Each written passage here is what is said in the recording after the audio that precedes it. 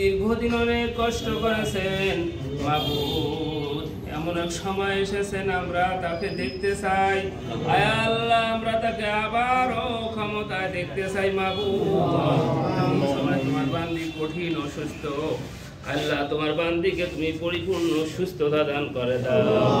আয় আল্লাহ তাআলা, তুমি তোমার কুদরত দ্বারা আল্লাহ তুমি তোমার গফফার নামের ওসিলায়, তোমার রহমান নামের ওসিলায় তোমার বান্দিকে মাফ করে দাও। তোমার বান্দির উপরে দয়া করো মাবুদ। তুমি তোমার কুদরত কদির নামের ওসিলায় তোমার বান্দিকে পরিপূর্ণ সুস্থতা দান করে দাও।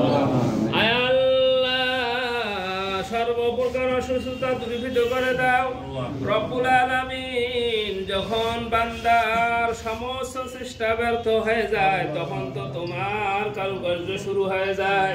আল্লাহ, তুমি তো বললেই হয়ে যায়, ইযা আরাদা শাইআন আইয়াকুলা লাহু কুন ফায়াকুন।